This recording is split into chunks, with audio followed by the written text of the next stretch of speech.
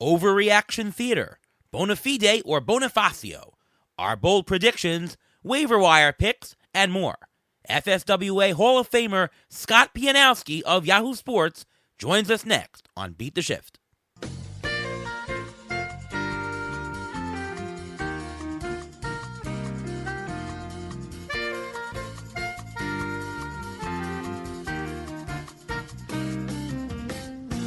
Welcome to another episode of the Beat the Shift podcast.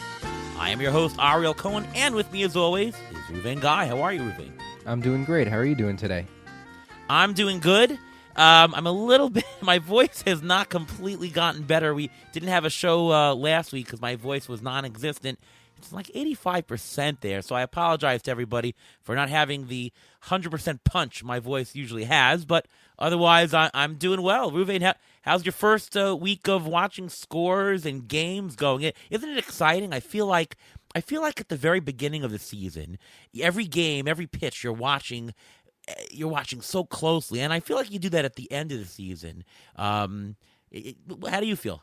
I don't know. It's great getting to watch all this baseball. It's really good.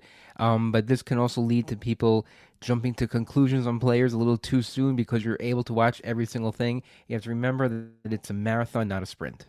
Yeah, we were in first place in the NFBC Auction Championship overall for like the first 5 days. So obviously you can't go by that, but better to see your name in first than in last. So well, they should have just ended the season then. I don't know why they didn't. There you go. All right, well, we've got a fantastic show today. We've got a fantastic guest. He was recently anointed as an FSWA Hall of Famer. I think he literally got his plaque today. Welcome to the show from Yahoo Sports, Scott Pianowski. Hey guys, it's exciting to be here. I know we did a show I think last year, which was a lot of fun, and I'm looking forward to the next hour or so. Absolutely. All right. So, first of all, how did your draft season go? Any regrets? Any great stuff? Did you change your strategy from what you usually do in any particular way? How was your draft season? Yeah, I tweaked it a little bit. I was trying to skew a little bit younger. When I first got into the fantasy industry, there was a thing that I used to talk about, the Raul Ibanez All-Stars. I used to be the type of person who was a lot more open-minded, I think, sometimes to kind of the boring value vet players that can be fantasy, bargains sometimes. And not that I've given up on that. I mean, if you've been betting on Nelson Cruz all through his 30s and into his 40s, you've pretty much felt great about it just about every season. I know he tailed off at the end of last year. But as I've gotten older, I've kind of accepted this is maybe more of a fantasy football truism where you really need young players. And once guys get over 30, you get to run away from them, except for the quarterbacks because of the attrition of that sport and the shape of it. But I wanted to be more on ascending talents. I wanted to be more on players who haven't had their best season yet. Not that I wouldn't take a value veteran when he made sense, but it was just in the back of my mind. I would like to be a little bit younger with my roster, and I also wanted to be a little bit more proactive with my frontline pitching. Not that I was going in with any mandate. I mean, I think we all know you want to have a general idea of your strategy, but it's written in pencil. You don't know what's going to happen in your draft or auction. There may be opportunities you didn't foresee that you want to take advantage of in the middle of it. But I think in some years I've just been like, okay, I trust this hitter. I don't trust this pitcher. I'll just keep bullying the hitting.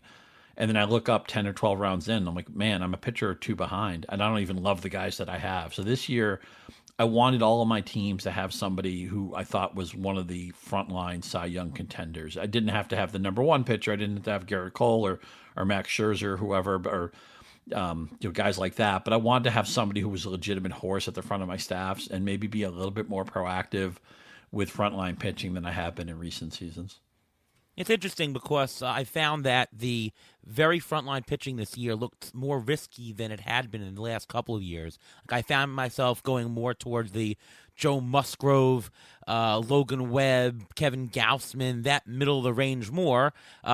We did end up with a couple of DeGrom shares when everything, because we drafted when everything was looking great. So we got some, I should say cheap, but still he's on your roster, DeGrom's. But very interesting. I sort of had not the exact same, not the opposite approach of you, but a little bit different pocket of value is what I thought. It's interesting because when you talk about guys like Musgrove and Gaussman, that 2 or 3 years ago, I would have said, okay, my goal is to let all the A+ and A- pitchers go and have a staff of B pluses, all the like Kevin Gausman types and all the Joe Musgrove types. And I was still open minded to those guys, but I think I was also trying to see, could I get a Walker Buehler on my team? I know he's hurt now, but could I get a Lucas Giolito on my team? Maybe just a horse, and maybe I'd be lucky enough to have a team where Gausman was my number 2 or Musgrove was my number 2. I think those guys would be welcome on anybody's fantasy rosters. And again, I'm not going to beat everybody over the head with fantasy football comparisons, but it's such a clean comp that if you running backs are maddening in fantasy football and they get hurt a lot and they frustrate us. But if you have the best running backs in your fantasy league, your chances of winning go up significantly. And I feel like Sammy Reed made this comp many, many years ago. He had a Twitter thread that I thought was so good. I thought it was deserving of an FSWA award on its own. That basically starting pitching is what running backs are in fantasy football, that they drive us crazy and they get hurt and they're always tinkering. They're adding a pitch. They're scrapping a pitch. It's a new pitching coach. It's a new spot in the rubber. It's a new catcher they're working with. They're working from the stretch. They're working from the windup. They're switching roles. We have guys who can't pitch as starters. They become knockout relievers, blah, blah, blah. They drive us crazy. But if you solve the pitching, whether you fall into it or, it's funny, the last few years, and you mentioned, I think you mentioned Alex Cobb. If you didn't, I wanted to mention him. It's funny how often you mentioned Gausman, who, of course, turned his career around in San Francisco. And that's also, and I don't know if this is a mistake or not, but I just got accepted that I look at some of the coaches in San Francisco and I look at the defense. We know the park was a little bit more offensively friendly last year, but still a good place to pitch. I was also thinking, you know what? I want to come away. We always think of what lineups do we want to invest on? I want Blue Jays on my team, or I want Dodgers on my team, or I want Red Sox on my team. They're going to score so many runs. I also went to my draft and thought, they're doing something right in San Francisco. I want some Alex Cobb shares. I don't think I got anywhere near enough as what I wanted, but I wanted some Cobb. I wanted some Alex Wood. That whole staff really looked good to me. Logan Webb looks terrific. I wanted to have a share of some of those guys as well. Yeah. We had Brian Bannister from the Giants on our show, and he sounded top notch. They really do know what they're doing. He's so smart, man. He was one of my favorites on the Royals, man. Yeah, he reminds me a lot of Brandon McCarthy, where it's like, yes. I think his talent level was that he was a bona fide major leaguer, but maybe was never going to be a star. But you listen to him speak, and you're like, wow, this guy's going to be a great coach or a great organizational piece for somebody because he just understands the pitching craft so well. 1,000%. Ruvain, we have a lot of Wheeler and Nola shares this year, and what did you notice? Did you change any of your strategy coming into this year from previous years? Well, I don't think we changed any of our strategy really too much, but what I did notice is that we did a lot of our regular drafts, the snake drafts, we did them prior to the lockout, and it seems like we did all our auctions after the lockout. And it seemed like that everyone was living in the same neighborhood of players that we were. And when we started noticing that, we started changing up our technique and what we were doing during the course of the draft. We were going to say, you know what, let's pay the extra $1 or $2 to get this higher level guy because all the mid-level guys are going to be too expensive. We're going to be priced out of. Same goes for pitching. We wanted to spend that extra $1, and it just so happens that DeGrom fell in our laps for, I think, a bunch of teams just because we thought it was cheap. And if we can get him for half a season, that's still a half a season with DeGrom and the way he was pitching in spring training. If he can do that for even a core, half a season, I think he's worth his value where we got him. And as for having Nola and as for having Wheeler, I was watching Nola pitch today. He didn't really look too good against the Mets. He looked all over the place, but Wheeler looked pretty good. He looks like he's over his shoulder issue. And I think having those two horses, just like you said, having a couple of good horses in your roster who you can count on, who are actually dependable, they actually help you throughout the season. So you don't have to worry about it. You don't have to hopefully they don't get hurt. Hopefully they'll carry you to the point where you don't have to worry about your staff as much during the course of the season. Yeah. I will say though that and it's tough for anybody drafting, anybody auctioning, but we have the ATC projections available to a lot of people out there, and I know when we're doing the NFBC auctions, I mean everybody's sitting there with our numbers in hand. The guy next to us is like, well, I know who you're going to pick. Makes it a little bit tough, and the game turns more, for us at least, from the who's the good players to what's the right prices to pay and what price points do you have to play. And I find that winning auctions these days is knowing, okay, we got to spend the extra $1 here. We're going to get bargains here.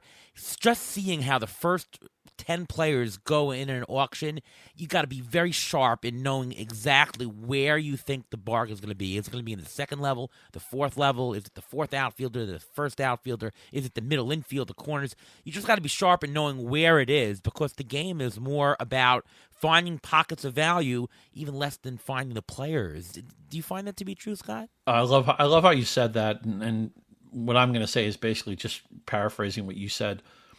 I think and I'm old enough. I mean, my fantasy experience, I started playing fantasy baseball in the late 80s. I really got into it in the 90s and then started doing it as a supplement to my income. And then ultimately it became my full-time vocation. And in the old days, you could just clobber people with information advantages. You're reading the USA Today or having a friend in a different city. I was early to the internet. I would have maybe a friend who lived in Minnesota. He'd give me intel on the Twins that my friends in New England didn't have, stuff like that. Of course, everybody in New England was reading Peter Gammons and trying to get nuggets from him. You know, we Boston Globe had a killer sports section in those days. Still has a great sports section.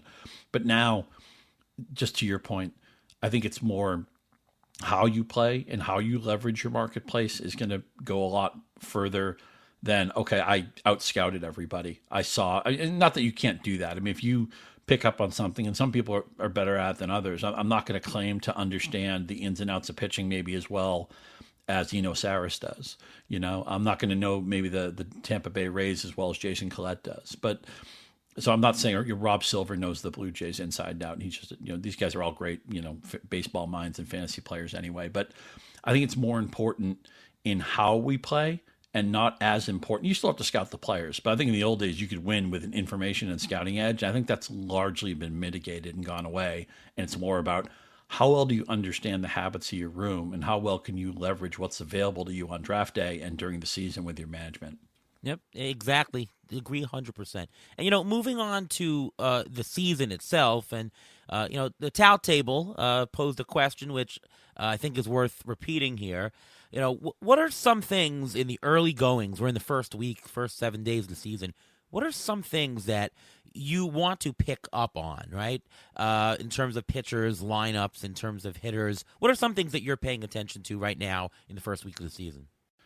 Yeah, it's a great question. Todd Zola does a great job of getting us all together and asking topical stuff, and then people can benefit from the different answers and input that goes into that. I'm looking at roles, who's batting where, what new manager, what are some of his tendencies? Does he seem to favor a bullpen by committee? Is he open to a running game? Obviously, we're always looking. The pitchers, you have to be so fine-tuned with these guys of, you know, who's gained velocity, who's lost velocity, and can we put any stock in the guys who haven't gotten it back yet because maybe they just, you know, they have a dead arm period, they haven't ramped up enough. We know it was an abbreviated spring training after the difficult lockout situation. And also remember that there are certain stabilization periods for different stats. Walks and strikeouts stabilize pretty quickly. And it's actually kind of fun when you look at some of the guys that we're all talking about off the first week. A lot of these players, it's tied to their walk and strikeout rates. You know, Tyler McGill has 11 strikeouts and no walks. You know, Stephen Kwan has this unbelievable contact rate and he's walking like crazy. Those stats are going to become believable and actionable very, very quickly if they aren't already. And the whole idea is, people say, well, you don't want, look, we're not blowing up our teams right now, right? We're not going to say, oh, well, Bryce Harper, you know, went 1 for his last 9 or something. I got to get rid of Bryce Harper. Nobody thinks like that. But there's always going to be moves we can make at the bottom of our rosters. And I'll tell you what, it kills me I don't have Stephen Kwan anywhere because I believe in his contact rate. I believe in his profile. I don't think I was up enough on Kwan before the season. And even though he may not have a lot of category juice, I think this guy could hit 315. Or 310, and he's going to probably slot first or second in that lineup all season. Not the greatest Cleveland Guardians lineup, of course, but I think he's a guy who I wish I was proactive on. But again, walks and strikeouts are so important in fantasy baseball anyway, but those are stats that stabilize quickly, meaning that they can have significance a lot sooner than some of the other stats we might be measuring. So I'm always going to pay a lot of attention to that. Yeah, I agree with everything you said thus far. Ruben, anything to add on what you're looking at? Yeah, I'd like to look at what the managers are doing, how they're utilizing, like you mentioned, the bullpen, but how do they utilize the guys that steal, whether they're very active with it, whether the third base coach is more active sending people. Like I'm just watching the Met games, watching Alex Cora at third base, as a third base coach. He is super aggressive at sending runners, and you know what? The team may score more runs that way. You have to look whether or not how long the pitchers are in the game, how long the pitchers are willing to be, how the pitch count, whether they're at 60 pitches, 70 pitches, 80 pitches, because right now their wins are very hard to get because starting pitchers are going four and a third, four and two thirds, and it's so frustrating right now. And you can't really take too much away from that, especially if those starters normally go 5, 6, even sometimes 7 innings. You can't take that much back. One other thing I want to, and just to have everyone in the back of their mind, there was this lockout.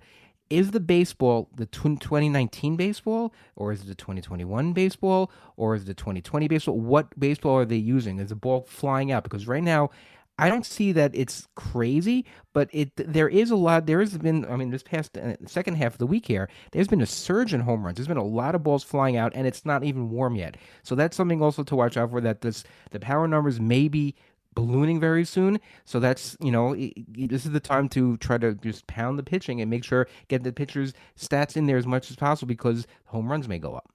Yeah, it's tough to tell about the ball, especially because pitchers, they're really towards what would have been the end of spring training. As you said, they're not going 5 innings. Look at Clayton Kershaw, had a perfect game after 7, and they pulled him. Oh, my goodness, today. I mean, that's something that you usually would not see if not for it's so early in the season. Kershaw is injury prone. Yeah, in terms of baseball, it's hard to tell. The pitching is going to be worse, right? We expect inflated numbers because of the short spring training. So it's a little bit too early to tell the ball about that. But I agree with everything you said. I think I'm looking at managers for stolen base attempts. Like, I don't care if a guy's successful. I'm looking at which managers are running more than usual. Usually the stolen bases are not so much player. They're more team-based. Is it team philosophy to run? Look at lineups. Who's batting before who? Who's batting ninth? What does the team think about a player if they're batting them ninth or if they're batting them second? That kind of thing. Obviously, the bullpen usage is telling. You can tell whether a manager is he's my lockdown guy, or hey, it's closer by committee, or we don't even know. It's tough in some situations, but the usage is more important than the stats. And let me ask you a question, Scott. You have, in a very small sample size first week, you have some really, really good performances, and then you have some really bad performances. Do you value the really good performances more in terms of, okay, we have something here, got to watch them more? Do you totally shrug off bad performances and say it's just a week? Like, does the hot players matter more to you than the cold players in general?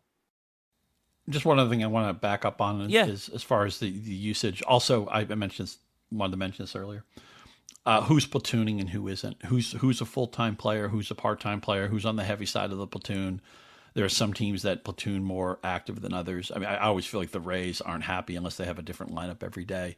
The Giants are a platoon happy team. Some other teams are, no, we have full-time guys and our bench guys are our bench guys. Another thing I'm going to pay attention to, as far as hot starters and cold starters, it kind of ties into how I look at spring training. And I realize we just had a very unusual spring training, so the rules for this year were different, of course. But generally speaking, in spring training, the more established a player is, the less we care about whatever he's doing in Arizona or Florida. And when somebody's a newer player, his performance may matter because it may help him make the team. I mean, Julio Rodriguez, who is a wonderful prospect, had he hit 137 in spring training, he probably wouldn't have made the Mariners. It would have been very easy for them to send him back to AAA and shrug it off and say, okay, we'll bring him up. We think he's ready, and play the control game. Of course, the rules have changed a little bit with the rookie of the year voting and stuff like that. But as far as hot starts, slow starts, what I already thought of the player and how much of a made man he already is going to play into this. Max Scherzer pitched okay today as we tape, but if he had gotten bombed for 6 or 7 runs, as long as his fastball wasn't topping out in the 91 range or something, I can shrug it off. He's Max Scherzer. But if a number 4, number 5 starter who I thought was maybe a fringy type of pick, if I mentioned Tyler McGill earlier, I mean, if he had gotten bombed in his first 2 starts, we all would have been dropping Tyler McGill en masse wherever we had added him because he doesn't have a leash. He doesn't have he hasn't earned the right to be held onto our rosters for a long period of time. So it really, how I view these things has a lot to do with what I thought of the player beforehand, and I don't want to radically change my opinions unless I see something that I think is actionable, and that's not going to be all that common. There are guys I can tell you that, and then sometimes it's a player we didn't see, right? It's like Seiya Suzuki, all we knew is his overseas stats. It's a different level of competition. You don't know how their life adjustment is going to go, living in a different culture. How well do they speak English? How comfortable are they in their city? I feel pretty confident after seeing this guy, and I know it's been a week, and maybe people are going to shake their heads at me saying this. His Yahoo ADP, I think, was around 150 or so. I think if you were walking into a Yahoo draft right now, I would value Suzuki as a top 50, top 60 player. Yeah, what a difference 3 days makes, right? The only thing I would caution everyone about is there's always something called regression. If somebody is overperforming, they're obviously going to regress down. If somebody is underperforming, they're going to regress up. With one caveat, in baseball, if you are overperforming, your team will tend to give you a longer leash. They'll let you play more. You have some guys who hit 400 the first month, but then they can be hitting 150 for the rest of the year, and you'll probably still see the team playing them on, and you might still be playing them on in your fantasy leagues because, wow, their cumulative numbers look fantastic. But regression has hit them, and they've earned the leash on your teams, on your fantasy teams, on real-life teams. On the opposite side, people who have underperformed, unless they're the veteran that has earned the right to play on teams, the short leash is going to be there, right? You're going to have players who probably will get less playing time. Maybe they'll be even sent to the minors. They won't have the time to regress upwards. So you're going to always see more regression on the hot than regression upwards on the cold, only because the opportunities are going to be greater for the overperformers than the underperformers. Do you agree with that, Scott? No, that's a very astute distinction to make, and I totally sign off on that. Well, then what do you do? What do you do with a situation like Kyle Hendricks? Opening day, he looked great. The other day, or I think it was today, or the day before, he got bombed. Do you keep him as a matchup-only pitcher? Do you pitch him every week? I mean, you're talking about people who are hot and cold, but what if you have a very mixed bag like that, like the extremes? What do you do with that, Scott? Well, by the way, that's what he did last year in 2021. Kyle Hendricks, he was hot and cold. Hendricks was a guy who we had a nice run. I felt like I was always making at least par value on Hendricks, if not an actual profit on him for years. And then last year, we know he doesn't have jaw-dropping stuff. He doesn't make the radar gun pop. And I always feel like pitchers like Hendricks, who need to be extremely fine with their location and with their pitch mix, that when that starts to, hit, he's not a ridiculous age. He's into his age 32 season, but I always worry about pitchers like him that need to be very fine with things, with their ancillary things, because they can't just say, okay, here's my fastball, I'm going to throw it over the heart of the plate, try to hit it. That's not Kyle Hendricks. He needs to be on the corners, and he needs to be really fine with a lot of things. And I think last year just scared me off, Kyle Hendricks. And then when he had that good first start, I thought, well, maybe I missed an opportunity here, because I don't think he was expensive in my leagues. But then he got hit pretty hard in his second turn. I feel confident he's not going to be part of my fantasy profile this year, because I don't think he's the type of pitcher who generally ages well. Again, he's only 32. I don't want to act like he's 40 or something. And actually, I've talked myself into Adam Wainwright, who seemed like he's had a career renaissance. He is 40 years old. And he's actually, a lot of the things I'm going to say about Hendricks, I could say about Wainwright. He's going to have a below league average strikeout rate, and he's going to need his defense a lot. But I think I'm out on Kyle Hendricks after being proactive on him for probably 3 to 5 years. Yeah, I mean, Hendricks is a guy that has to have pinpoint control. And to me, it's day by day. If he has it on that day, it's going to be great. If he doesn't, he's going to give up quite a bit. Do you want that risk on your roster, on your team? I don't. I will tell you two pitchers who I am concerned about that at any point they can blow up. Noah Syndergaard. I found that in playing Noah Syndergaard on my fantasy teams over the last couple of years, he can be fantastic. And then all of a sudden, he'll have that one game where he blows up for 6 or 7 earned runs, and that'll completely wipe out any ERA gains. For that reason, I don't want to roster Noah Syndergaard, because sure, he might get you a good outing or two, but you're going to want to play him, and he's going to run into those terrible outings. And the same is true for you, Darvish. I found that Darvish is great, and Darvish gets a lot of strikeouts, so there's a help there. But there are some outings where just Darvish, it's that home run ball that he's going to give up that home run ball, 3 home runs in a game, and they'll just torch your ERA. So I'm very, very cautious about ever playing Darvish, and I have no Darvish on my squad. It's just interesting. It's funny. I gave out that I really liked Alex Wood over Nick Martinez on Monday, and Nick Martinez, who I don't think I gave enough credit to what some of his reinvention had been when he went over to Japan. I just thought, okay, this guy was with the Rangers. He was kind of a rag arm, ERA over 5. He pitched really well, only 5 innings, which is pretty common for starters. Guys aren't going deep in games. Even the Kershaw hullabaloo today, I mean, you understand it, right? I mean, the guy hardly threw the ball in spring training, and they just don't want to expose him to the Dodgers are practically already in the playoffs anyway. But Monday, I thought the Giants, with all their lefty hitters and all their platoons, Nick Martinez, I thought they'd throw a big number up at him. It didn't happen at all. And then Darvish pitches Tuesday, and they basically took batting practice against him. I mean, I think they knocked him out of the game really early, and Darvish had a very crooked line. So it's just kind of funny that I was like, where was this against Nick Martinez on Monday? And maybe I need to reevaluate Nick Martinez, who you could have maybe some mixed league value. We're always looking, and that's the thing, like when you're in these mixed leagues, is you're always looking for somebody who can have an ERA in the mid 3s and in a whip of maybe 1.22 or 1.24, 1.25. Those guys are always going to be playable, and they're going to come out of nowhere. And we always want to be open-minded to them. But I kind of hear you on Darvish. He's one of those guys, you catch him on the right day, you wonder how anybody ever hits him. And then you catch him on the wrong day, or you catch him on the day he gets hurt, and you're like, oh, man, how could I ever roster this guy? I mean, it feels like there's a lot of peak and valley in his game. Yeah, the guys who throw get a lot of ground balls, those are safer because they're less prone to these nightmare blowups. Isn't it funny? You mentioned Syndergaard, right? I mean, we always think of him as a strikeout pitcher. And not anymore. What did he do in his first start? 1 strikeout and like a bushel of ground balls. It was just a ground ball after ground ball game. He's been a terrible strikeout pitcher even the last year or so that he was healthy. He look at his. I think he's got like less than a 9K per 9 back a couple of years ago. He doesn't strike out anybody anymore, and he's not throwing 100 miles an hour. So yeah, that's exactly it. His velocity's down. So if his velocity's down, he has to reinvent himself a little bit. So try to get more ground balls because he's not going to just blow people by anymore.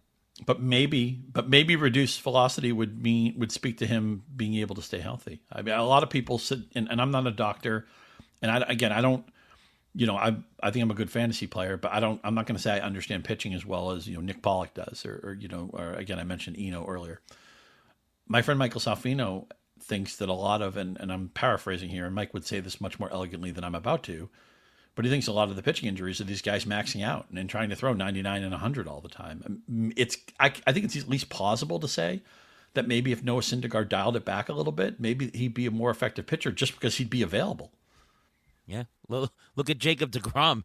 He won the Cy Young with an average fastball 6 mile an hour less than what he currently throws. Yeah, it breaks my heart that he's hurt because he's by far my favorite guy. Even if I had no shares of, I think I only have 1 share of him, but I had a lot of deGrom last year. I came in second in my longtime keeper league with my buddy Scott Gleason, where we had Jacob deGrom. If we had had a healthy deGrom for even like an extra week or two, it probably would have been the difference in us winning the league, I think. But he's just my favorite. Whenever he pitches, and you get Gary Cohen, and you got Keith Hernandez, and you got Ron Darling, they're terrific. And deGrom works quickly, and he's always around the plate. And there's competitiveness to him. I think he's a very likable guy.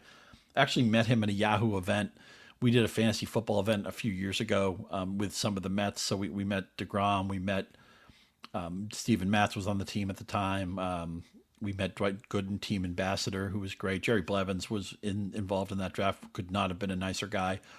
Just really a good afternoon with those Mets guys. And deGrom is just, if I didn't play fantasy, I'd watch Jacob deGrom. If I didn't have him on any team, I'd watch him. When he's hurt, it's just a sad day for baseball because he's better than everybody else. When he's pitching, the stadium. I went to I think 6 or 7 of his starts last year. It's just a different atmosphere in the stadium. Every time there's 2 strikes, the entire stadium's on their feet. It's unlike. I mean, I was told that it was like that with Dwight Gooden when he first came up. It was like that when Fernando Valenzuela was pitching. It was like that when Nolan Ryan was in his prime. When Pedro went to the Red Sox, it was like that too.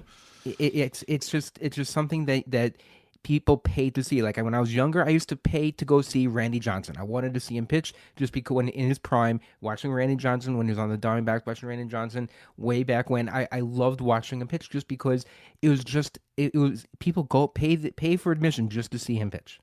Well, in our home, DeGrom is persona non grata. My wife took the kids to spring training a couple years back, and DeGrom snubbed my kids. Wouldn't sign any autographs, wouldn't spend any time with him. Nope, sorry, can't. And, of course, Matt Harvey came over and spoke to my kids for a while. So we don't really love him in the Cohen household here. But I'm sorry to hear that, although, anybody – I remember somebody once was talking about what a great guy Al Leiter was, and they were saying that everybody has a day where if you catch him on the wrong day, you're going to think, oh, what a jerk that person is. And the comment they made about Leiter is that he just doesn't have days like that, apparently. I've never met Al Leiter. I'd like to believe this is true. But maybe what you should have had your kids ask him is ask Jacob deGrom about running backs and tight ends, because we were asking him about hey, who's your sleeper wide receiver. He was very accommodating with that information. But I'm sorry to hear that your experience wasn't favorable. Yeah, Brandon Nimmo, he spent tons of time, and Nimmo homered twice the last 2 games. Man, I hope he stays healthy. If he stays healthy, man, he's going to score 100 runs. He just always gets hurt. He is an on-base machine. He is such a good player and so underrated, and was outside the top 200 in some leagues, outside the top 300 in some leagues. Again, a shout-out to my podcast buddy Salfino, who was all over Nimmo. He just needs to stay healthy, and that's a really good lineup. I'm really hoping this is the year that Nimmo gets a break from the injury gods. And I know he crowds the plate a little bit. He's got all the armor on and everything. He usually gets hit by a bunch of pitches, but man, I just want to see what he could do with even like 525 at bats.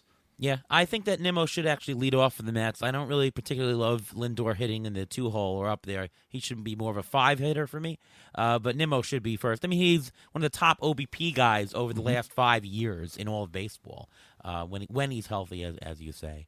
Let's do a little bit of overreaction theater. Sure. We have a couple of guys who have been cold, who've started out the year ice cold, and what's our level of concern for them in the very first week? Starting off with Cody Bellinger, who was a little bit risky coming into the year. Is he still hurt? We don't know. Well, Bellinger, before today, had a 143 average. Didn't do much at the plate. He did homer today in a nice win for the Dodgers. What is your concern level about Cody Bellinger this year, Scott? That's nice. He threw in a couple of stolen bases earlier the week, too, but he just looked like a guy with a hole in his swing late last year, and I know he was productive in the playoffs. And then in spring training, for whatever 30 at bats may mean, all he did is strike out. If I rostered Bellinger, I would hope that maybe he had another home run in him this week, and then I would quietly just say, "Hey, I got good outfield depth," and see if somebody else wants. I don't want to be on the Bellinger train. I'm afraid that he's going to be a high strikeout, high fly ball player who's going to have some major slumps, and I think he could easily wind up hitting around 200 again. He makes me very nervous, and I did not draft into him this season. Yeah, no barrels before today, no homers. He's striking out, 35% strikeout rate so far. I have no shares of him, and just like you, if you happen to have him and he does something, sell is my opinion. You agree, Ruben? I 100% agree, 100%. I mean, we had no shares of him whatsoever. I actually told you I don't want any shares of him. And someone else we're going to mention who actually started off hot, Chris and Yelich. I really didn't want any shares of them because Bellinger, I think since his injury, I think he's been overcompensating because of his injury, for the swing, and his mechanics are out of whack. And because he has such pronounced uppercut swing, it's either all or nothing, and it just seems like there's a lot more nothing than all. What about Shohei Ohtani? Now, the ATC risk metrics were all over the fact that Ohtani is a major risk. The inter-SD value for Shohei Ohtani, 6.4. To give you context, 3 is about average. So he's double the risk of everybody else. And, of course, a lot of that has to do with regression because he had a fantastic year last year. A lot of it has to do with the fact that he pitches and hits. And, I mean, since Babe Ruth, we really don't have a map for that, how players will respond. Is he doing too much? Did he just overdo it last year? What's your take on Shohei Ohtani so far in the season before today, batting 160? He did have 2 stolen base attempts, 1 successful, 1 not. But so far, no walks, striking out over 30% of the time. What's your worry level on Ohtani? Yeah, and he did lead the majors in caught stealing last year, even though he's a fantastic athlete and a very quick base runner. He hasn't always been the highest percentage person on the bases. I didn't draft into him either. Just the idea that it's not just regression, but it's the fact that he was priced where he needed to keep a healthy share of what he did last year to validate. Now, granted, I don't play exclusively in Yahoo, but in Yahoo leagues, he's actually divided into two separate players. There's the Ohtani hitter, there's the Ohtani pitcher. And one thing I don't like about that as far as rostering Ohtani is that, like, say you draft Ohtani the hitter, you still have to deal with all the injury risk he brings to the table every time he pitches. And every pitcher's an injury risk to some extent. He's somebody I wasn't going to draft into. I'm not worried about his slump so much. I think he'll come out of it. But I also thought a perfect realm of possibility, range of outcomes for him could have been, say, the player he was in 2019 when he was 286, 343, 505, OPS plus of 121, 18 homers, 12 steals in 106 games. That's a good player. That's not the MVP of the league. Just what he did last year, I feel very confident is going to stand as his outlier season. And when a player has a year like that, and then the marketplace prices them expectantly and expensively the next year, I'm just almost always going to reflexively be out on that type of player. Yeah. Ruvain, are you worried? I'm not worried at all. I just think exactly what Scott said. Because of the recency bias, his price was way too high, which is why we didn't get any shares of him. He's just too good of a talent. He's done this for a couple of years. It's not like he only did this for 1 year. He did it before he got hurt. He did it after he got hurt. So I'm not really concerned that this is going to carry on throughout the course of the season. And just imagine, he's not hitting right now, and Mike Trout's batting 200 also. So there's nothing really going on there either. So both of those guys, once they turn it around, that Angel team will actually have some sort of offense, although they're batting Matt Duffy cleanup a couple of times, which I don't really get. But I think Ohtani will turn around just because he has a track record, just like I think Mike Trout will turn around because he has a track record. I mean, how can you... It's not like you're going to drop them. Are you going to bench them? You can't bench these guys because they can turn around in a day where you can hit 2 home runs, 3 home runs in a game, and then you miss that whole week, and then you're missing out on the real Shohei Ohtani. Yeah, there's nothing to do with the fact that you've bought him at an inflated price right now. The only thing I'd say is that if you can somehow trade for equal value, if your team has a very large aggregate risk component and you want to de-risk a little bit, I don't think people are giving any discount or premium than they did before. I think he's being priced now the same as he did 3 weeks ago. If you want to de-risk, now's a fine opportunity. The longer he's in a slump, the harder it is to do that. So if you want to de-risk, you should do that. But I think you can expect him to bounce back to being a very productive player. How about Marcus Semien starting out the season batting .091? Ooh, anytime you're batting less than half of the Mendoza line, it's pretty bad. New situation for him. He's no longer in Toronto. Does anything concern you about Semien, or this is just first week jitters? I mean, the fact that he went from Oakland to Toronto and hit the ground running and had a monster season. And again, when we're talking about the difference maybe between a Semien and an Ohtani, because somebody may say, hey, wait a minute, Marcus Semien just had the best season he's ever going to have. I mean, he's never going to hit 45 home runs again. He's never going to, 45 home runs, 15 steals. He's only caught once. Well, I say, what the season he had in 2019 in Oakland, in a much worse hitting environment, you had a higher average, you had a higher OBP. He had 33 home runs. He scored more runs in that season. I'm a Semien guy, and I thought that the market didn't go crazy with what he did. I think they actually went into the draft season very trepidantly thinking, okay, I don't want to be the sucker who believes that Marcus Semien is a 45 home run hitter. Now, I don't think anybody really believes that. In fact, I think he could easily just go back to being like a 25 or 30 home run guy or something like that. But he's still young enough and has enough of a consistent track record, and he's done it on some of these Oakland teams that had okay lineups, but maybe not the greatest lineup. We know Oakland is a horrible park to hit in. And I'll admit that I have a kind of a soft spot for Semien because when he came up first with the White Sox, then he went to Oakland. He used to be a very poor defensive shortstop, and he improved himself to the point that last year, albeit as a second baseman, he won a Gold Glove. He made himself into a plus defender, and I just believe in his work ethic. I believe in his mental makeup. I think there's just a case of he's had a bad 5 games. I'm not going to sweat it at all. Yeah, and he's not striking out, by the way. He's not. His strikeout rate right now is in line with his career. It's a bad BABIP situation. I think this is just small sample size, don't worry at all. Ruven? I don't worry at all either because if you look at the numbers last year, on May 1st, he had 5 home runs and he was batting 216. So that means that he's probably a notorious slow starter because of the shortened spring training. It may take a little bit longer, so he may take maybe till the second or third week in May till we start seeing the real Marcus Semien. But I'm not overly concerned about him because he's usually a slow starter.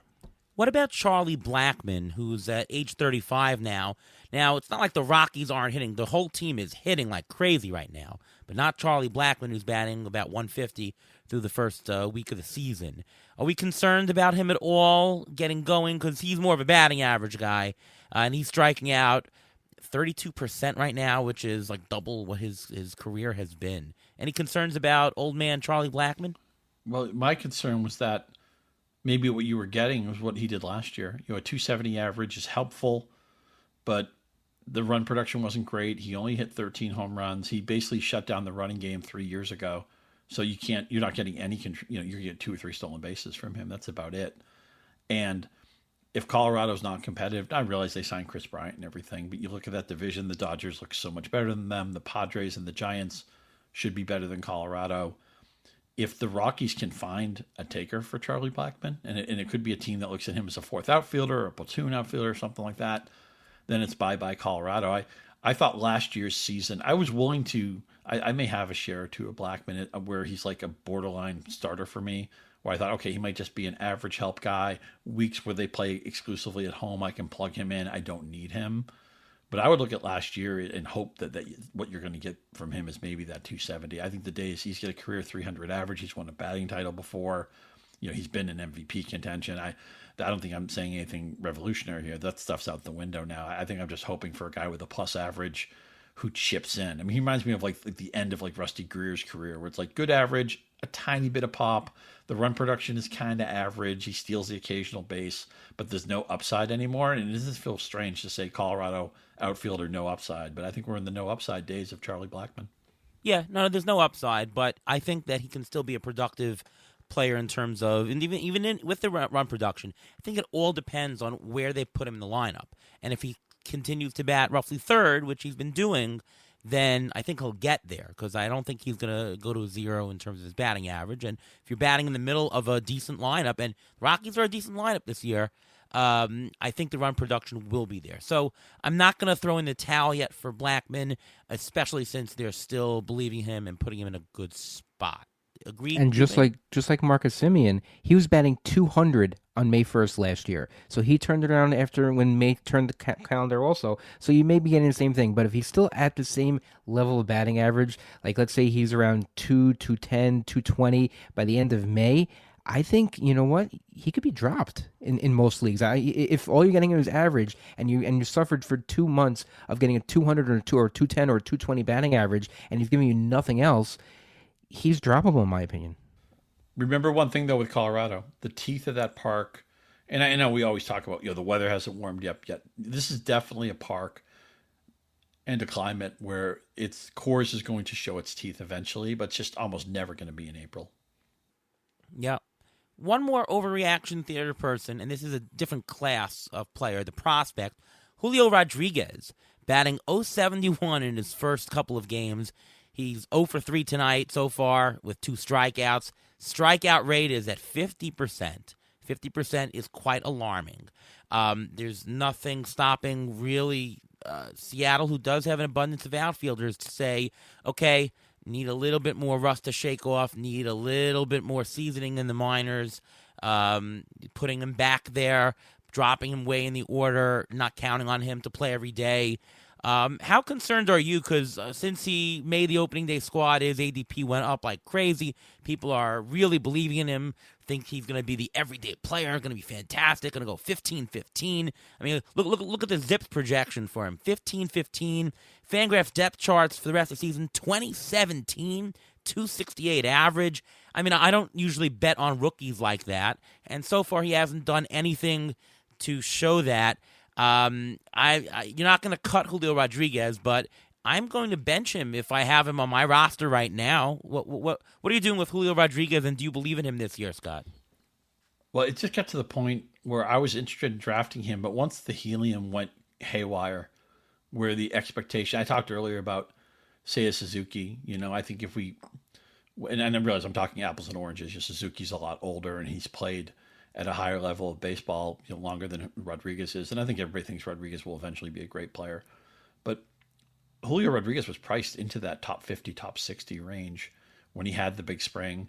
And I give Seattle credit for saying they were a competitive team last year. We know they overachieved in one-run games, but they want to be a team that can have designs on the playoffs, and they want to take things seriously. And they didn't play the manipulation game with Rodriguez. I give them credit for that, but the walks and strikeouts are not where we want them.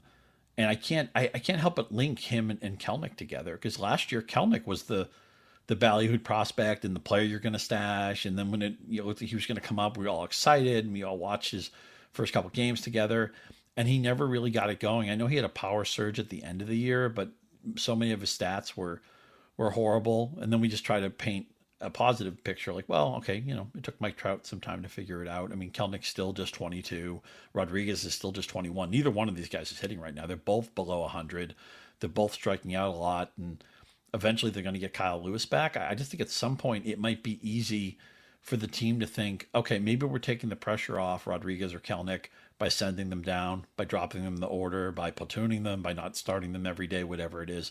I think this offense actually has enough depth that it may consider that. So I think Julio Rodriguez is going to be a great player, and I still think Jared Kelnick's going to be a great player, but I'm glad. I think both of them were mispriced into the draft season. Kelnick was mispriced. I think a lot of people just doubled down on Kelnick, and his ADP was still pretty expectant.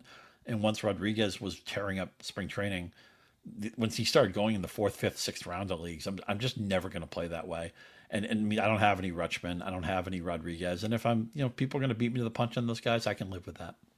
Yeah, I just think that the expectations of Julio Rodriguez are just really far fetched this year. I mean, he might be great. Look at Vladimir Guerrero Jr. in his first year. He was good. He wasn't the, oh my God, top 50 player. I think that anybody who has those expectations, I mean, he's not started out fantastic. Bobby Witt has started out a lot better than Julio Rodriguez this year. I believe a lot more in Bobby Witt for some reason than I do in Julio Rodriguez for this year. Long term, I think Julio Rodriguez is going to be fantastic. But I want to be fair about one thing. I mean, I'm generally not going to pay the premium on rookies, but somebody's going to say, and again, I point to my buddy Mike Salfino. He was in on Tatis his rookie year, and he was terrific. Juan Soto was outstanding right away. I just think those guys are so much more the exception than the rule. Now, if you land on the right guys, totally. Look, in fantasy baseball, if you can identify the outliers, then you're going to dominate, because it's so important. When you land on a guy like that, you're going to have such an advantage over your league. But I realize that some people will say, well, if you always go with the mean projection, you're never going to get those breakouts. You're never going to get those outliers. And I understand that. And I don't look at that as a hard rule. I don't look at everybody's mean projection as the way I'm always going to view a player. But the way Rodriguez was priced, I think, was a mistake. It didn't give him any wiggle room at all to struggle. It's like, okay, you're great right away. You mentioned Vladimir Guerrero. His rookie year, he was being drafted ahead of an in his prime Anthony Rendon. And I remember just saying, this is crazy. We know Anthony Rendon is great right now. We think Vlad is going to be great someday. And by the way, if you've been watching him hit rockets tonight, I mean, Vladimir Guerrero is terrific. I mean, he could be the MVP of the American League this year and nobody would be surprised. And man, what a fun team that is. But to expect what people expected of Guerrero his rookie year, I really think was a mistake. Yeah, I agree. Anything to add to that, Ruvain, about prospects in general or Rodriguez?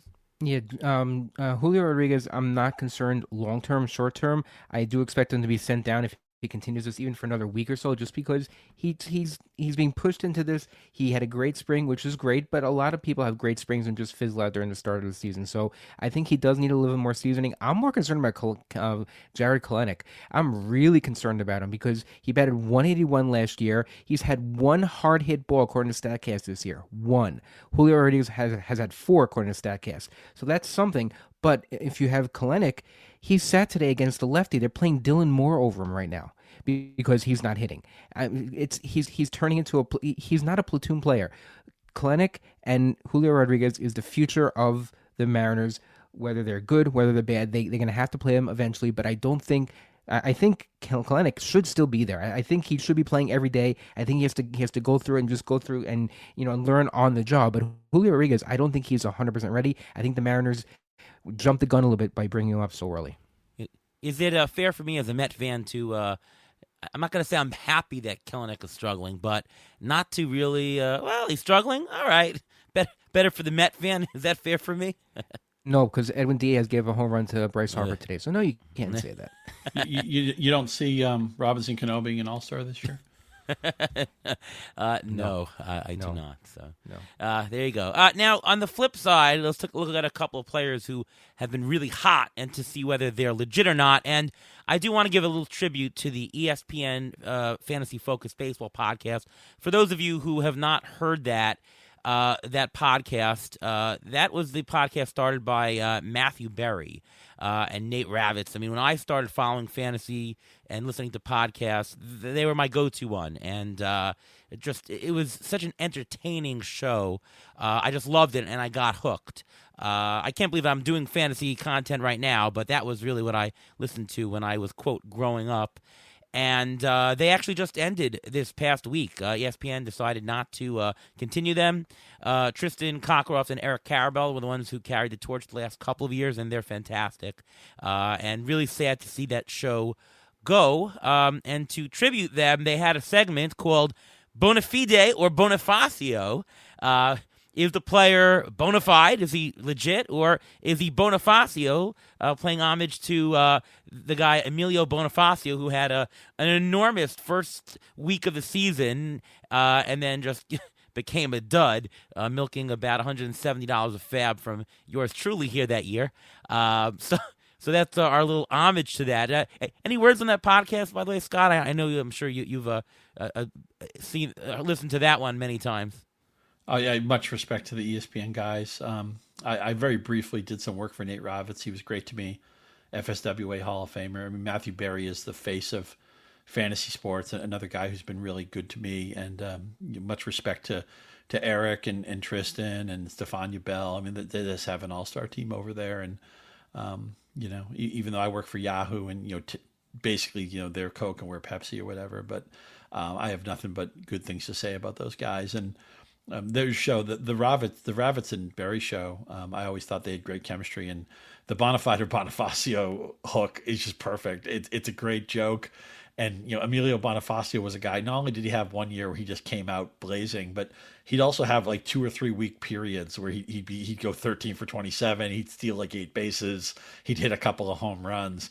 I mean, he was kind of like the precursor to Alberto Mondesi, except that people believed less in Bonafacio than they did. Mondesi's kind of a polarizing player, but Bonafacio was always like, you always expected, okay, he's just going to go 1 for 28 at some point. I don't want to be caught holding the bag when that happens. But again, there's so much talent in that ESPN room, and although we're quote unquote competitors, it's a very friendly competition. I think the world of all those guys. Yep. And, of course, our show here at Beat the Shift is Dr. Pepper, if you guys are the Coke and Pepsi. So okay. There you go. Diet Dr. Pepper. Diet Dr. Pepper. Remember the Mets, RC Cola used to be one of their sponsors. Again, shout out to my friend Salfino, who does he writes a lot of the blurbs on the back of baseball cards. And one of his favorite baseball cards is I think the 70 or 71 Nolan Ryan, where they show him warming up in the bullpen for the Mets. And the RC Cola logo is in the background. Yeah, it's just like an RC Cola. Okay, yeah. Unbelievable. All right, so first, Bonafide or Bonafacio, Connor Joe of the Rockies. My personal opinion is this guy is bona fide. Connor Joe was fantastic last year, and look at his component metrics. Everything looks really in line of what he's doing so far. High walk rate, great contact rate, exit velocity, the same. Barrel rate, pretty good. He's had a little bit of homer to fly ball luck, which has propped up his numbers for the first week of the season. But look at his plate discipline. O swing, Z swing, they look the same. And O contact rate is actually worse than last year, and he's still doing great. I think that we have a Connor Joe who's bona fide player, and we picked him up in a 10-team league, Ruven and I, this past week. I kind of think that he should be universally owned. Do you agree with that?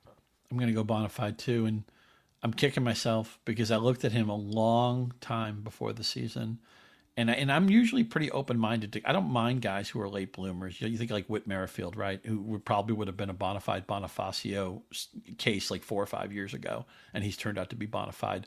Sometimes guys aren't prospects and they aren't treated seriously by their organizations, and they finally get a chance. I mentioned Nelson Cruz earlier. Again, it's not to expect everybody to be Nelson Cruz or Whit Merrifield, but I think I let Connor Joe's late age for that semi breakout he had last year get me off the scent.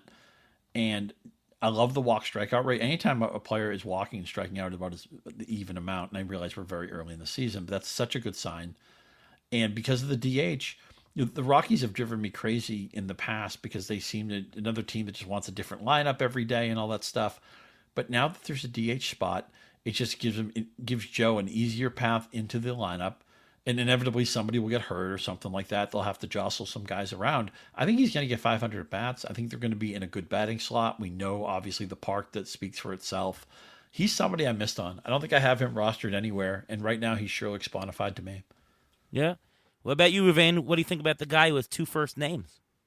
I think he is Bonafide 100%. His walk rate has gone up every year in the majors that he's been in the majors, and his strikeout rate has gone down every year in the majors. So it shows that he's figuring something out. And there's nothing wrong with figuring it out. Better late than never. I mean, even look at Mike Yastrzemski. He figured it out also later in his quote unquote later in his career because he was in late 20s, something like that. This can happen. There's not. The question was how long he'll be able to hold it. Will he be able to do it the rest of the year? Will he get playing time? Yes, he's gonna get playing time. Especially if Charlie Blackmon can't play the outfield or because he's not productive. If he's not DHing, then Connor Joe can play the outfield. So I don't think playing time is going to be an issue for him. I think if he keeps his walk rate the way it is and the strikeout rate is trending in the right directions, I think he's a bona fide player. Yeah, and to what I said earlier, if he's hot now, he's going to get a longer leash. So the longer this goes on, the longer the Rockies going to keep him in the everyday lineup. And before we go on to our next player, time for the Injury Guru's Trivia of the Week.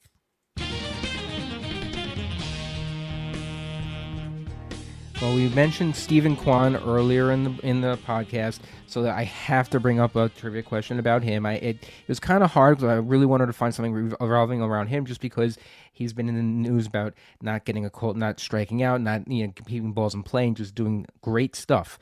His OBP so far this year, his OPS so far this year is great.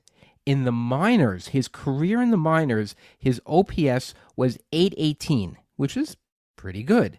Where would that have ranked in the majors last year?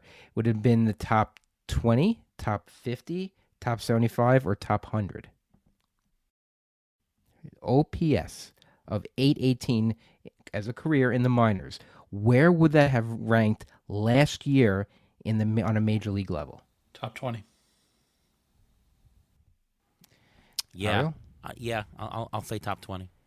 It was actually tied with something. It would have been at 49th place in the overall rank for OPS last year by Willie Adames, who actually, if you look at their progression in the minors, Willie Adames was in the minors for 6 years. He only hit 38 home runs and stole 52 bases, but he found ways to get on base. Stephen Kwan, same thing. He was in the minors for only 3 years, only 15 homers, only 20 stolen bases over those 3 years, but he gets on base, and he just keeps getting on base. This is like a Brandon Nimmo. If you get on base, you score runs. Runs is a big category. If he hits 300, 320, 350, whatever it may be, if he's getting on base and scoring runs, he's so valuable because batting averages have been on the trending downward the last couple of years. If you can get someone like this, it can even out a Joey Gallo for you.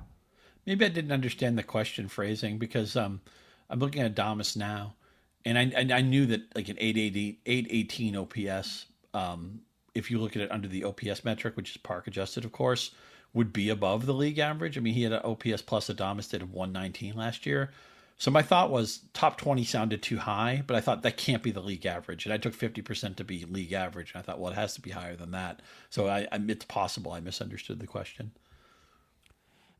So Stephen Kwan, I mean, the thing about Stephen Kwan is that you're not going to get power. You're not going to really get that much speed. Maybe he'll throw in a half dozen steals. We're talking about a batting average player only. I'm not sure how helpful that is to your roster. I mean, Luis Arias, to me, is a little bit more safer. than Kwan in getting that kind of stats. I was listening to Derek Van Riper talk about him, and he made the case that, well, Stephen Kwan can either go and be a Michael Brantley type guy, or he can be a David Fletcher type guy. And the jury's out on that. I kind of think David Fletcher comp is decent. So I'm not going to say he's Bonafide. I'm not going to say he's either. I'd pick Bonafacio more than Bonafide. But I think he's definitely majorly productive fantasy. We're talking last two roster spots of a mixed 15-team league. I don't really see him more than that. I just think this is a ridiculous hot streak that can't be repeated. Do you agree with that, Scott? He's a tough call. I slightly side with Bonafide, and I'll say why. It's not just that he's walking, he's not striking out. I mean, he just finally had his first strikeout today, and for a long period of time, he didn't have a swing and a miss. I think he's going to end the season with some ridiculous walk strikeout rate. I mean, he's already up 7-1 or 8-1 or whatever it is. Any batter who is around even in walks and strikeouts, no matter what else they do, is almost always a good hitter. And I think because of his on-base skills, that's going to park him in that number 2 lineup slot the whole season, which is going to mean at the end of the year, he could easily score. I think like if he plays a full season, and I get that there's a little bit of survivor bias built into that, because if he played poorly, he wouldn't stay there the whole season. But I could see him scoring 80, 85, 90 runs just because he might have an on-base percentage around 400. He might hit over 300. And now the problem is, you look at his minor league, there wasn't a lot of power, and he was just kind of the occasional steal guy. So in a full season, you could think, he might hit 8 home runs or 10 home runs maybe. He might steal 5 or 7 bases, something like that. But because the average is going to be plus, and because I think the batting slot will insulate his runs scored, to me, he's like a 2 category player. And I don't know. I mean, batting average is one of those things we want to massage, right? I mean, we always think of it more with pitchers. Okay, I'm going to play some middle relievers, some non-closing relievers. I got to work on that ERA and WHIP. Why can't Stephen Kwan be somebody who helps you fix your batting average? If you find yourself middle of the season, it's like, oh, wow, I'm like 9th in batting average, but look, there's 4 or 5 teams just barely ahead of me. If I can just get over those teams, I'd gain like 5 points. That might make the opening, perfect for Stephen Kwan. Nobody's as good as he's played right now. I mean, it just doesn't make sense. His stats don't. But because his batting eye is so sharp, because he just doesn't, he spits at borderline pitches, and he's such a good contact rate guy, and he just walked like crazy all during the minors. I think he can easily be like a 305, 410 guy right out of the box who maybe scores a lot of runs. Yeah, I mean, to me, it's Luis Arias, but a guy who's batting second, not ninth. To me, they're the same player. It's just the situation that they're in. So it's fortunate for him that the Guardians have such a mediocre roster that they're going to bat. And I'm a little bit frustrated here because in the sense that I was big on Ahmad Rosario this year, because former top prospect or highly touted prospect, and he was 13 for 13 on steals last year. And I always look at a guy like that and think, well, if he was 13 for 13, why can't he be 23 for 25? Why not let him run more? And what's happened with the Kwan emergence is they've dropped Rosario into the middle of the lineup. I still think he's going to be useful, but I wanted Rosario to hit second all season. I don't want him to hit 5th all season. And right now it looks like that's maybe the way it's going to fall. Rosario's batting almost 400 right now, so it's not like he's slouching here. For sure. I think he's an underrated player. I'm curious what you think of him as somebody who came up with a lot of ballyhoo, and then not that he was ever really a stiff, but he certainly fell short of what was expected of him, I think. Yeah, I mean, I definitely think that he has something to his game. He's going to hit with a high average, I think, and the Guardians do like him, and they're giving him the opportunity to play. To me, hitting 5th, you'll have fewer runs, but you'll have more RBIs. So to me, it's a wash there. He might hit double-digit home runs too. He's not powerless. Yeah. We're talking 10, 18, 10, 15, something like that. Is with a 280 average. Yeah, I'd take that. But I think Rosario, the problem is New York got into his head. I think he was a good player, but once he started getting criticized, this is like Gary Sanchez.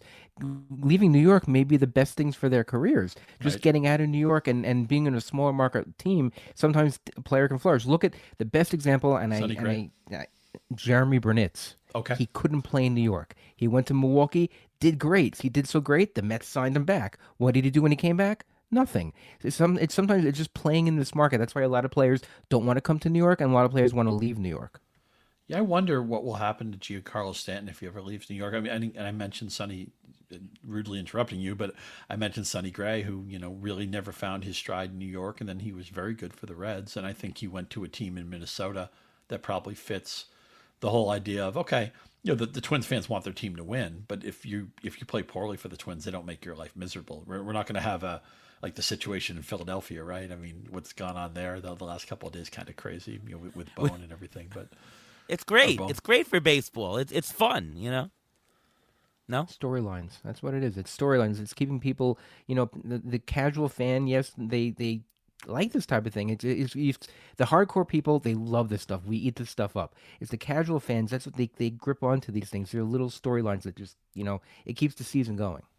A friend of mine inside baseball said that when David Price was a free agent, and that he got all sorts of advice, according to this person's source. They said that Boston's not the place for you. It's just an incredibly difficult place to play, and God forbid you lose 3 starts in a row. They're just going to be all over you. And Price is like, oh no, I can handle it. It's no big deal. They put a good offer on the table, and Price went to Boston, was miserable, and it's a very difficult place to play. And I'm not excusing the way some of the fans treated Price, but although at times he had rabbit ears, and he said some stuff to Dennis Eckersley that seemed totally just crazy to me. I mean, Dennis Eckersley is a guy who's fought through alcoholism. He lived through the Gibson home run. He made it sound like Dennis Eckersley's whole career was charmed and never had like a down cycle. Dennis Eckersley had some pretty lousy things happen to him, and he fought through them. I'm not saying that Price was completely in the wrong either, because there certainly was a faction of the fan base that didn't treat him fairly, but. There's a guy, and I actually thought he might have had a renaissance when he went to the Dodgers, only because in LA, you get lost in the shuffle. It's Hollywood. People don't live and die with the team the way they do in New York, the way they do in Boston, the way they might in some other cities. And I thought maybe Price was going to be a good reclamation project that really hasn't come to roost. But although some people would laugh at this, that say, oh, it's a soft factor, and these guys are the best players in baseball, and it doesn't matter where they're hitting in the lineup or what city they play for or what their managerial strategy type is, or personality type. I think that stuff matters. It's a lot of times it's hard to know because we don't know the players personally, or we're not in the dugout, we're not following them on the road or whatever. But I do think it can certainly be a factor. I mean, again, there's some guys I just don't think are cut out to play in certain markets. And I wouldn't say there's a lot of players I'd apply that to, but sometimes I will. I'm very curious to see what happens with Gary Sanchez, who was like a whipping boy in New York. We know he has defensive deficiencies. I think getting out of New York was a great move for him. Last player to talk about in this category, let's do Tyler McGill, who's looked absolutely stellar at the Mets, hasn't given up a run yet, no walks yet, strikeout rate over 30%, his fastball velocity was 94 last year. Now it's at over 96. CSW up. That's an homage to Alex Fast, who, by the way, just had a baby this week. Congrats to you, Alex Fast. He looks totally legit. Mets opening day starter, I'm going to say he's Bonafide. You nailed everything I would have said. No walks, 11 strikeouts, the tick up in velocity. And, man, they really needed him, too. I mean, with DeGrom going the DL, with Walker going on the injury list, with Scherzer at least needing to be bumped back a little bit, and he is 37. And I know they signed Bassett with high expectations, and he was good in his first start, but he's 33. He's also coming off a fairly significant injury, although he did pitch last year, and at least it wasn't arm-related, but it was just scary when he got whacked by a batted ball. I think Tyler McGill is going to be the guy who's going to save this team's bacon, and it's going to be. I think he's going to be mixed league, like 12-team, 15-team viable the whole season. I have a couple of shares. I wish I had a lot more. Yeah, we own him, Ruvain, in almost every single league that we own DeGrom. He was our backup plan. So far, a good one. We did it on purpose. We 100% did it on purpose as an insurance for DeGrom because we knew that McGill would probably pitch because in spring training his velocity was up. You mentioned his fastball was up almost 2.5 miles an hour. His changeup is up 5 miles an hour. So it's everything. And plus, now he's on a staff that he gets to learn from Scherzer. He's been with DeGrom during spring training and during the course of last year and a little bit the year before that. So he's learning from these pitchers. And the way he discussed it, he says he's learning to pitch with his frame. He's a big guy and he's learning how to pitch. So he's learning how to pitch like a big guy. The problem is, whenever there's an uptick in velocity, everyone's always concerned about injury, and that's the only thing that I have a little bit concerned about, that he's never done this before, never thrown like this before. Just like DeGrom, if you've never done something like this before, and now you're doing it over and over and over and repeating it, there's a higher risk of injury there. You can't be concerned about a Mets pitcher being injured, right? Never. No, I don't know why I would be saying that. I have no idea, being a Mets fan. Yeah. All right, let's do a couple of bold predictions. It's our first. We were supposed to do this the other week before the season start, but my voice wasn't there. My voice is still not back. I can't believe it. It's crazy how these things linger. Let's do a couple of bold predictions. Let's just go around the room here and cite either a hitter prediction, a pitcher prediction, or an award prediction, whatever you like. Let's start with you, Scott. What do you got for us? Enrique Hernandez, or Kiki Hernandez if you want, will lead the American League in runs scored. He had a great playoffs last year, and even though he doesn't have a traditional leadoff man set, they like him in Boston. He's going to bat in front of Devers and in front of Bogarts and in front of J.D. Martinez and Trevor Story. And even after he did hit a home run today, he hasn't gotten off to the greatest start already, and yet he's got 5 runs as it is. I mean, I could easily see him not only just scoring 100, I think he might score 115 or 120 runs. And you're not going to get the greatest batting average from him, but whatever, a 245 average doesn't kill you in today's game. He has multiple position eligibility. And the main reason is, I love my teams to score runs because that means I have players in good lineups. They're probably batting in good lineup slots. I think Kiki Hernandez was a great value. And my bold prediction is he's going to lead the American League in runs scored. You know, I'm going to continue with the Red Sox and say Rafael Devers will lead the American League in home runs. I think that Devers' launch angle looks up noticeably from the past couple of years. Barrel rate is up. Homer to fly ball rate is up. That lineup is great. You got Kike in front of him. I can actually see Devers hitting 45, 50 home runs and leading the American League. My bold prediction. You know what? I don't hate me for saying this. I'm not even sure how bold that is. And the reason I say that, and I'm not, look, you're one of the sharpest guys in the industry. We all know that. You already have a bunch of FSWA hardware and more, I'm sure, is on the way. I went into my drafts thinking I want a lot of Devers this year, and I got none of them because every room I was in was fighting me for him and taking him in front of me and driving me crazy. I just think everybody loves this guy, and what's not to love? I think he could have a monster year, and you did throw out some home run numbers that were pretty scary, so that certainly is bold of you. He's just one of those guys. You talk about like the FOMO list, the fear of missing out. I'm dreadfully scared that I'm going to miss out on this monster Devers season, that he could be the MVP of the league. Although, man, after watching Vladimir Guerrero hit 3 home runs tonight, he's probably behind Guerrero in the betting market right now. But I think Devers is going to have a humongous season. Yeah. Move it. Well, since you're talking about home run leaders, I actually think that Sal Perez will repeat as a major league home run leader because I think he's going to stay healthy and he's hitting. Nothing's changing for him, so I don't think anything's going to change. And I think he's going to lead the majors in home runs again, which is almost impossible for someone to do 2 years in a row. And I also think that Ronald Acuna will have the most fantasy value for any hitter this year. So I think he's going to come back, and I know we have him on a couple of teams. That's not why I think he's going to have the most fantasy value. I just think that when he comes back, he's not going to take it easy. I think he's going to push it like he always does. The stolen bases will come later in the year like they always do, so I'm not concerned about that.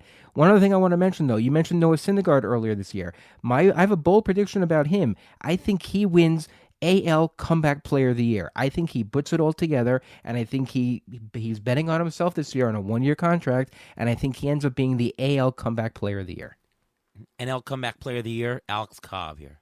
I will go with Joey Bart, Rookie of the Year. I think most people are not focusing on him being the guy. I think Joey Bart is going to somewhat follow in his mentor Buster Posey's footsteps, but I think he's going to really impress people to the point that very possible he could get Rookie of the Year. I think it's gonna be hard for Suzuki not to screw that up if he stays healthy, but it would be fun. Yeah, yeah. It'd be fun, and we never really know, right? Should those guys win, they already have professional experience. The level of play in Japan is very high. It's not exactly the major leagues, but it is very high. This is more maybe heart than head, and I don't really know what Adam Wainwright has done to reinvent himself, because I mean he was a guy. One of my favorite trivia questions is he's got the most Cy Young shares of a player who's never won the Cy Young award. He's been second and third a few times. There's some of the other guys on that list. Kurt Schilling's on that list. Garrett Cole's on that list. Nolan Ryan, I think, is sixth on that list. Chris Sale has never won the Cy Young award. It looked like fantasy usefulness was gone in the mid 2010s. ERA started to creep over 4, over 5, but the last 2 years he's had great whip. He doesn't walk anybody. Really playable ERA. And you ask, well, he's getting lucky. I mean, I know his ERA is better than his FIP, or his ERA estimators don't believe in this. But what if St. Louis really has this defense that's good enough to win 5 Gold Gloves? I mean, I know the Gold Glove isn't a perfect way to evaluate defense, and people can have great debates about whether defensive metrics are good or not, or how much have we learned about how to actually quantify defense. But Adam Wainwright's fun to watch, and he has a great rapport. I don't think they should be playing pool holes so much, but this last go around probably of Wainwright and Yadi Molina, I'm going to watch those guys as much as I can, and maybe it's head over heart, but I think Wainwright is going to be a top 5 Cy Young guy this year. Yeah, well, Carlos Beltran unfortunately is still waiting for curveball. that, what a knee buckler, man! I can't hold it against Beltran. That was a nasty pitch. Yeah, sadly. I'm going to throw and out. By the way, we talk about sometimes in sports like great plays that get forgotten because of the way games ended. That catch, Andy Chavez, I mean, that's one of the best catches I've ever seen. Oh, absolutely, without a doubt, because of its importance. Also, sure, Game 7 of an NLCS for sure. Game 7, yeah, in a tie game, What in a like grab. the 7th or 8th inning. What a grab that was. I was at Game 6. Game 6 was rocking. I've never seen Shea Stadium rock that much. Yeah, they were still in Shea then. That's right. They were in Shea, and I was in the loge section, and there was the overhang over me, and the whole ceiling was shaking. It was scary for a point where you're like, "Oh my god, is the whole stadium going to crash?" It was so rocking. I've been to maybe I think 18 stadiums, but Shea's one I never got to. Just give me like a 30-second or 60-second overview of Shea Stadium. When you get to the upper deck, you feel like you're falling onto the field. It was very steep. The upper deck was very steep. It seemed like there were always yellow jacks there also. You're always chased by flies and bees. It was a great stadium. But down below, it was nice. Down below on the field level, loge level was fine. But when you started getting higher up, you had to hold on tight and pray you got to your seat okay. Was it as bad as they say with the planes? Was it just constantly planes flying overhead? Yes. Still there. It's the still same does spot. it. City Field still has it, yes. The thing I remember most is the crisscross ramps when you were walking out of the stadium. Going in the stadium, there's escalators, but going out, you would just basically walk in a crisscross ramp. Like you would go one way, but there would be ramps going the other way, and just a very long, winding. You would literally just walk around the stadium as you were going down. And after a Mets game, chanting "Let's go Mets" with everyone walking down that very long path was just something I always remember. It was a phenomenal experience, especially in a game that mattered late in the season, a game against the Yankees late, a game in the playoffs. Just let's go Mets as you're walking straight the whole way, and it was just winding all the way around the stadium. It was fantastic. Even though I've never been to Shea, I have been to one game at Citi Field, but I do feel like I have some sort of relationship with the team for 2 reasons. One, I'm a Red Sox fan. I grew up in New England, so of course the '86 Mets and Red Sox will forever be linked. And also, when I was becoming just a huge sports fan growing up, and I got my driver's license and all that, a lot of times, this is before the Major League Baseball extra innings package or MLB.com or all the serious satellite radio stuff. I would go out in my car on a clear night and listen to Gary Cohen and Bob Murphy do the Mets game, or listen, to Harry Kalas do the Phillies. These guys are Hall of Fame broadcasters. You could pick up John Miller doing the Orioles and the Baltimore feed. If you were really, really lucky, maybe you could get a Detroit game or a St. Louis game or something like that. But I would listen to these games on the radio, the Yankees games, But usually my go-to was the FAN call at the time. Cohen was a radio guy. Oh, yeah. Gary Cohen's one of those guys. He's great at everything. You listen to him do college basketball. He's awesome. He does Olympic hockey. He's fantastic. I think he's terrific, obviously, on SNY. And Harry Callis, I don't know if you guys, if your lives intersected with him. He was so good. And, he, of course, was doing the NFL Films work. He was doing voiceover work for commercials. I still remember the day Harry Callis died right at the beginning of a season. I think it might have been on opening day. And I felt like I lost an uncle I never met because I just admired him so much. You know that Gary Cohen is my uncle, by the way. I didn't. Is that true? No. Okay. Well, the name is the same, and you're both smart guys, so I don't know. It seemed to make sense. I remember when I was younger going to camp, we used to go to Hershey Park. We have an overnight. So I get the stations from Philly and from New York. I used to hear Gary Cohen and Bob Murphy, and I heard Harry Callis the same night. It was there's one night I actually look forward to. So good. One time I heard Harry Callis call the last 2 or 3 innings of a Tommy Green no-hitter. And I'm just driving on the highway. I'm just driving the drive in the area where the reception was great. I'm probably just putting all this wear and tear on my car and wasting gas because I didn't even I don't even know if I was playing, if I had Tommy Green on a fantasy league or something, or I didn't have a bet on the game. I just wanted to listen to Harry Callis. And when people say things like, "Oh, you don't tune into a game for the announcers," you know what?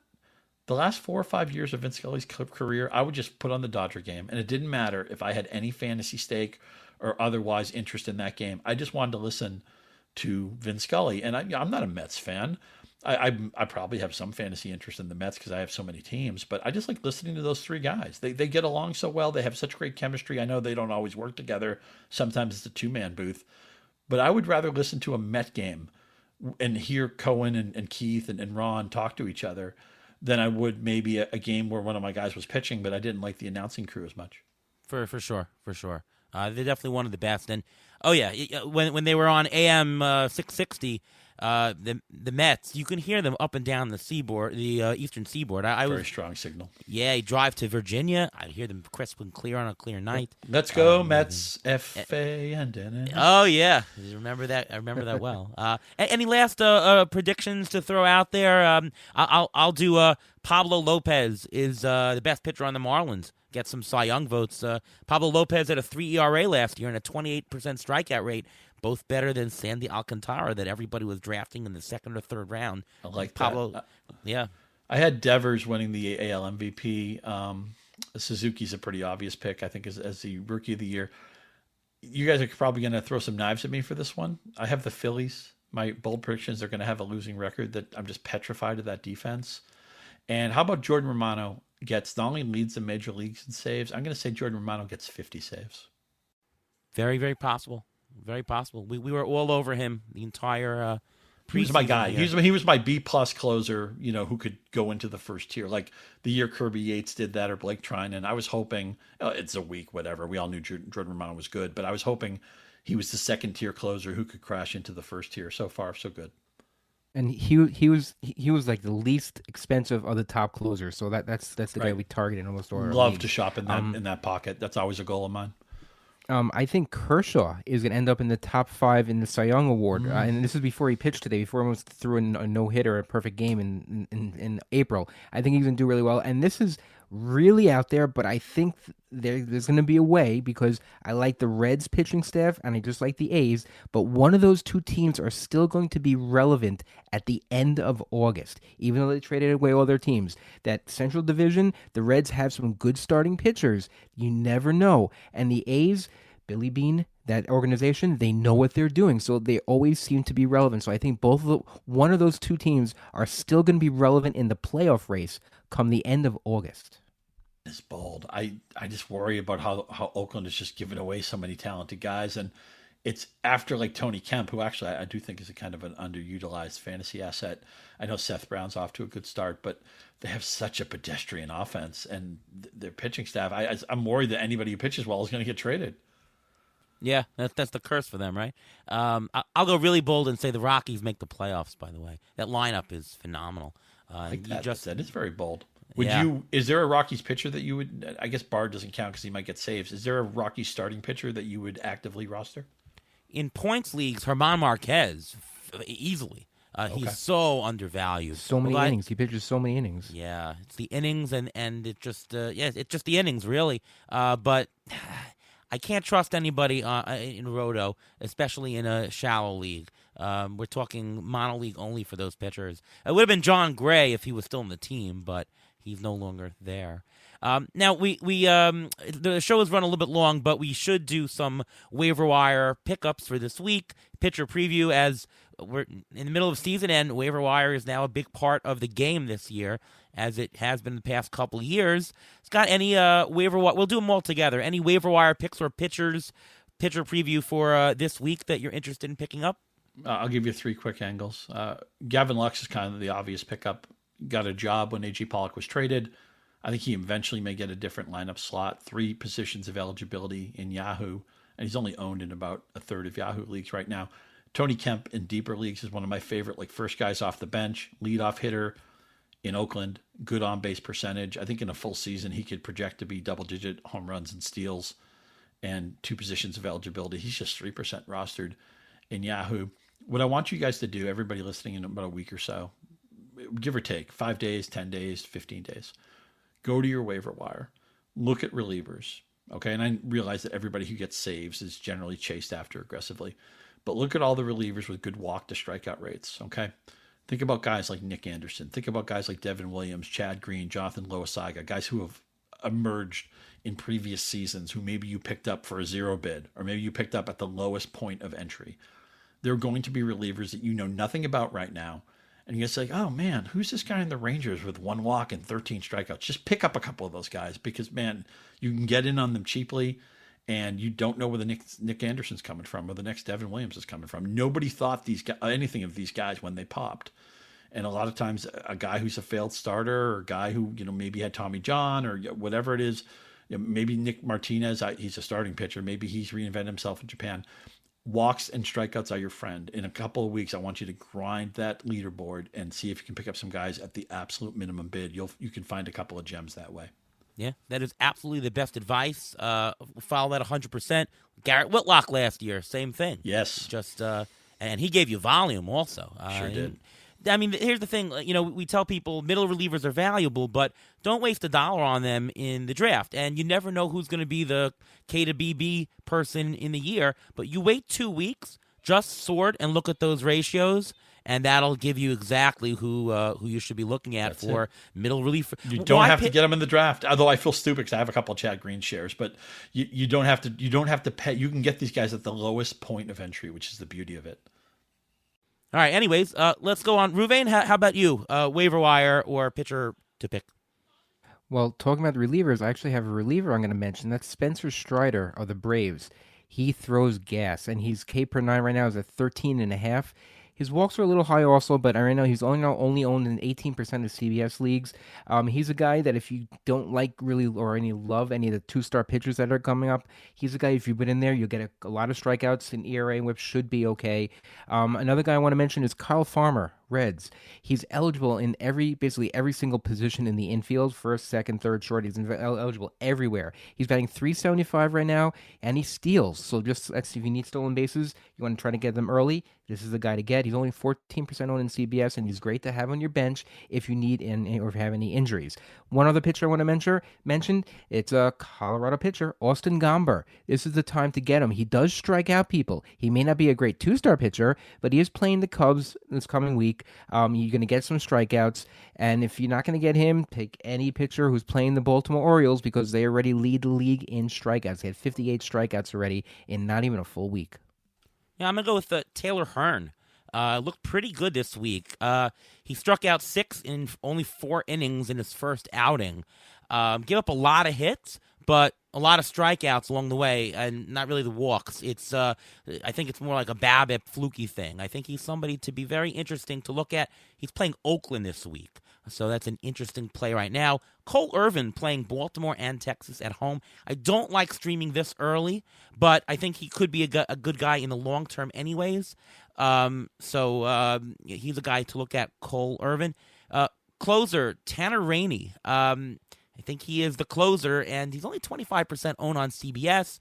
I know Washington not going to be a great team, but they could have a lot of save situations as they might play some close games. That's more interesting than, let's say, Jorge Lopez, the guy on the Orioles, who's less than 10% owned on CBS.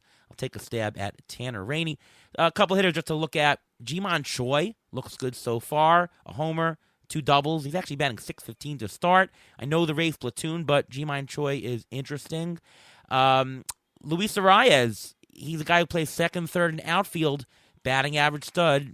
So far, take a look at him. And the guy I'm most interested in is Jurickson Profar.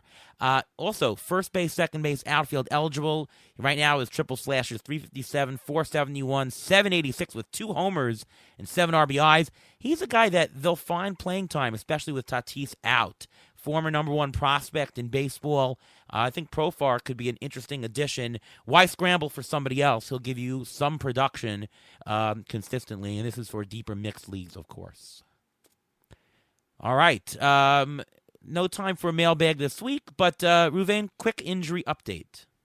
Sure, let's throw a couple guys out there. Luis Patino was placed on the 60-day IL with a left oblique strain, so you're not going to see him until at least June.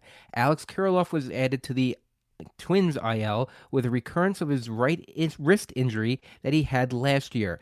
Something to watch out for. Danny Jansen was placed on the IL for the Blue Jays with an oblique issue. That means that Alejandro Kirk will get more playing time behind the plate, which could free up some time for Ramil Tapia. So if you want another guy who steals and plays the outfield, he may get more playing time. Lucas Giolito is on the IL with a left abdominal strain. He feels better already, and the White Sox haven't shut him down from throwing, so he may only get a minimum stay on the IL. Another White Sox pitcher, Lance Lynn, he has already started the throwing program, but you shouldn't really start looking to activate him until around June because he's not going to be ready till end of May, beginning of June. Breaking news, John Means left his start today with forearm tightness.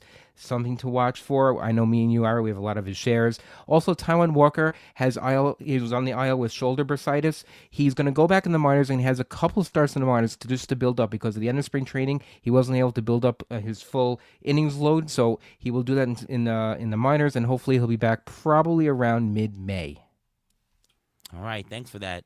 Once again, Scott, thank you so much for joining the show. And, congrats again for FSWA Hall of Fame. That's just an incredible honor and very well deserved. Anybody who's listened to Scott talk over the years, just so thoughtful, eloquent, and always has a point of view that I almost always agree with. And if I don't agree with, I love the explanation that you give to counter it.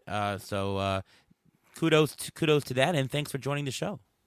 Well, I really appreciate the kind words, and much respect to the work that you guys are doing.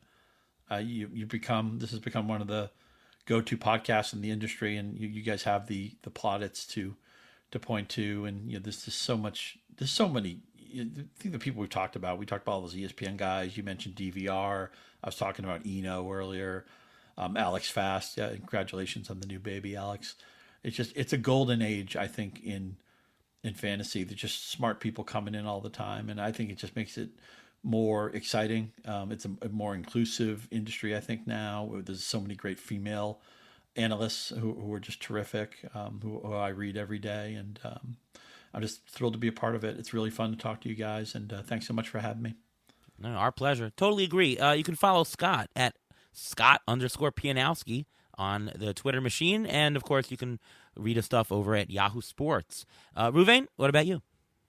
You can follow me on Twitter at MLB Injury Guru, where I tweet out injury updates as they come, next guy up, and how long the player will be out for. You can also catch my weekly injury article on Rotoballer every Saturday morning so that you're able to prepare for your fab that weekend.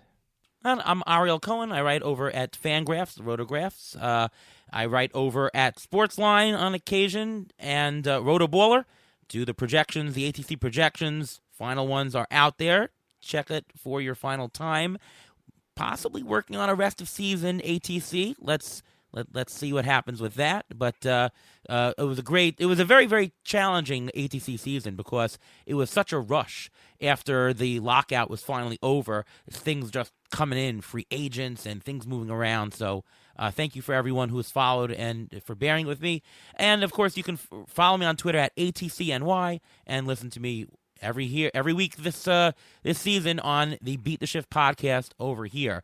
Well, again, thanks so much for Scott Pianowski for joining the show. Hopefully I'll have my full voice back on our next show. Thank you for bearing with me today, and thank you for listening. Thanks again, Ruvain, for being on the show as always. And from all of us here at the Beat the Shift podcast, we'll see you next time.